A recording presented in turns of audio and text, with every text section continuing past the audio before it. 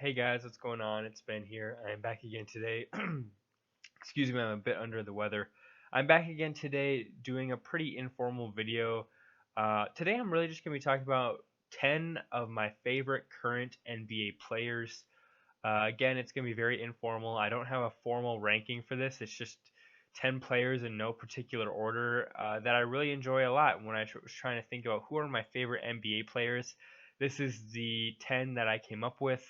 And then I'll just talk about each player and a little bit of why I like them a lot.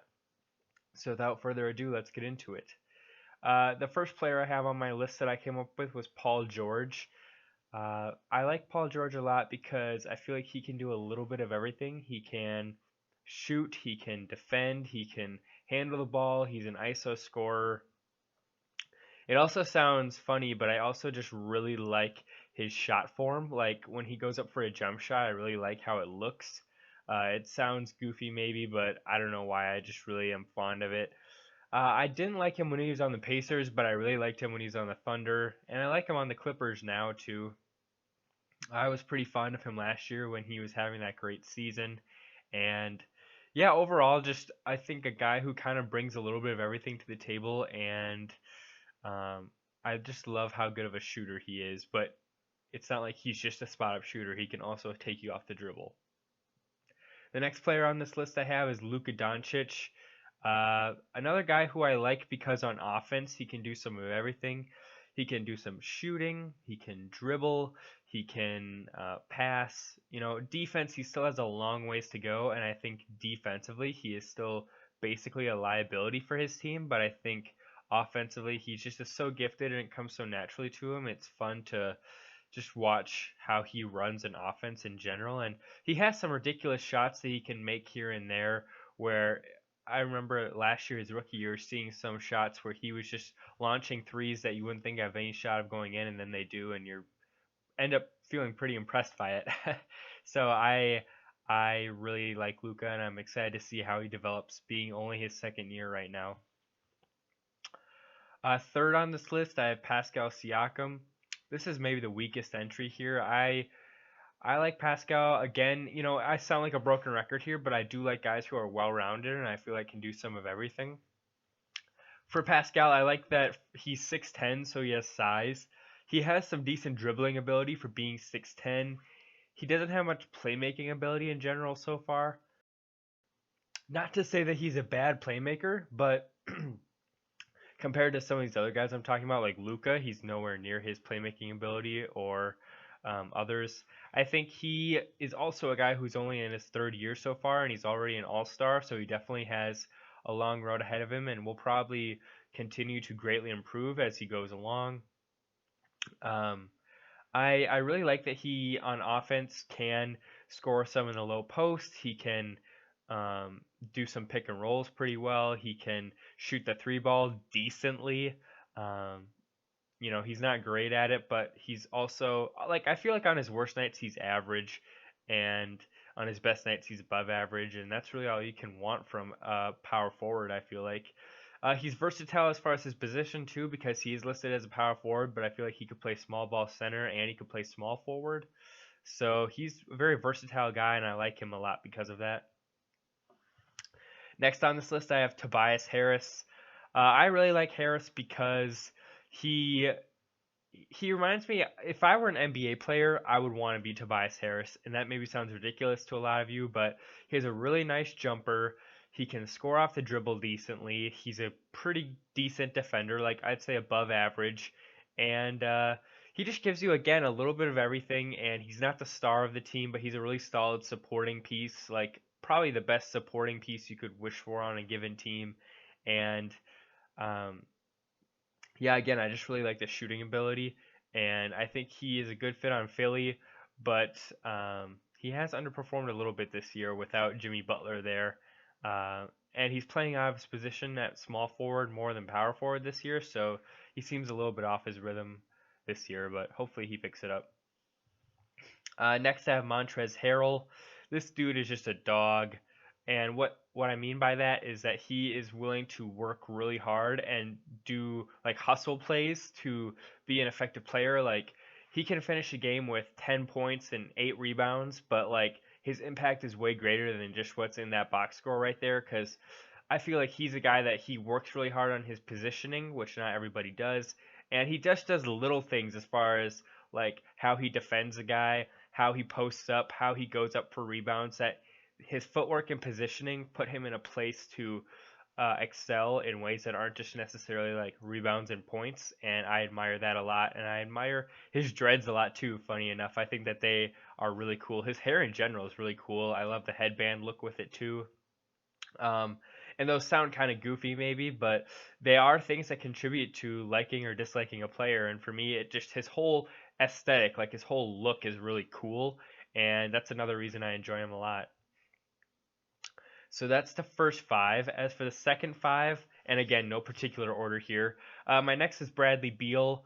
I used to be really fond of the Wizards when Wall and Beal were both healthy, and I really liked that backcourt and that team a lot. And with Bradley Beal still there, I still like the team, or I still like him a lot, even though my fandom of the team has dropped off. I still hope for the best for him. I really like that his combination of handle and shooting is just phenomenal. And this year, because Wall's out and because the team is sort of in flux, he's been giving a lot of shots. And for the most part, he's been able to excel in that position individually, but team wise, they've struggled a lot. But individually, he's having a fantastic year. He was not an all-star though, which I think he should have been. He's averaging 29 points, close to 30, I think just a tad under 30 points per game this year, and he's still relatively efficient, so I think that's really impressive for a player who has next to no help, who's seeing tons of double teams. I'd love to see him on a different team, but as for right now, I think they said they're not going to trade him, so he'll be trapped on those dismal Wizards. Next, I have Buddy Hield. So I started really liking him last year. He's kind of like Bradley Beal light. He can take you off the dribble a bit. He has a really good spot up jumper. Not much defensively, but I just really like his offensive game. It seems really smooth.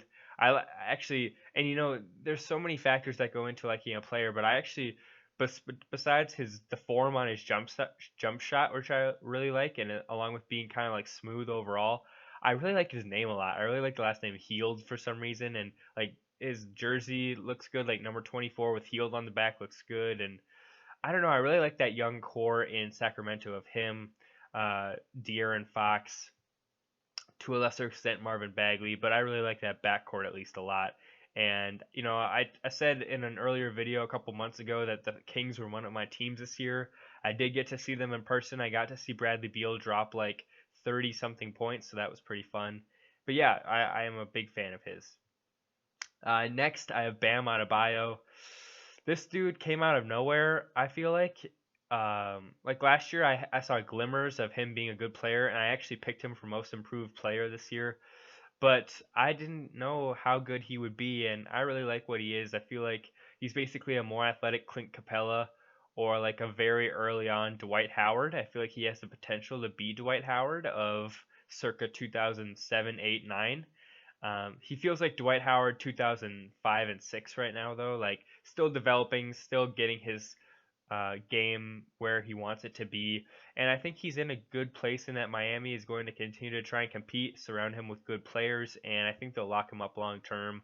And they will try and foster an environment to help him and the team overall succeed. And I think that'll help him develop more and that he'll be in a winning environment.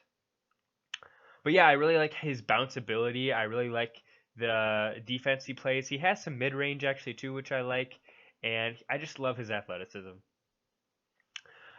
Second to last, Dwight Howard. Lots of the same reasons I like Bam. I like Dwight Howard a lot, like back in the day, and even when he left the Magic, I liked him a lot, and even when he made a fool out of himself between Houston and the bevy of other teams he's been on, I've always still supported him and liked him and thought that he should be given a chance, and I'm glad he is getting a chance this year, and he's doing good with the role he's been given. I just think he's a guy that has immense talent, and people kind of always try to cut him down, and I feel like he gets a lot of grief, and I feel like that's kind of undeserved just because he wanted to leave Orlando. Like I feel like all the grief he's gotten basically stemmed from him wanting to get out of a small market. And I feel like it's unfair that he gets all that grief when guys um, like Shaq didn't feel like he got much grief when he went from Orlando to LA. So I don't know. I just feel like, to me, that feels unwarranted, a lot of the grief he gets. And lastly, again, in no particular order, but lastly, I do like James Harden a lot. I'm a huge Rockets fan, so I like James Harden. Um, a lot of people will say James Harden is not fun player to watch, and I'll admit he's not always fun to watch, but I admire that he tries to work the game to his advantage, and he is trying to find um, loopholes and angles to the game that are legal to benefit himself and his team. And I think, people who don't like Harden's game, it's not like that they don't like Harden, it's that they don't like how the NBA officiates games. If the NBA didn't give James those calls, he would not go for those stupid fouls. But because when he does it, they call it, he then does go for them and he gets a lot of free throws. But if he tried those and they weren't calling the fouls, he would try other things and do things differently, and he didn't try all those goofy things like he's doing until probably 4 years ago, I would say. But like 2012, 13, 14, he didn't do nearly as much of that as he does now. Um, and he was still averaging like 26 points per game back then. So I just think people don't like free throws, and he does a lot of them, so they're bound to dislike him. But I I still enjoy his game, and I think he's he's thinking about the game, and he's trying to work the angles that benefit him the most, and that's free throws. And so if you resent him, you don't really resent him. I don't think you resent how the refs decide to call the games and how the NBA as a whole has decided to call the game. So hate uh hate the NBA, not James Harden. So there's a quick list and overview of some of my favorite players. Pretty informal video. Just wanted to let you in on a little bit of my fandom of the NBA and how I look at it and why I like certain players. Hope you guys enjoyed this, and I'll see you next time. Bye.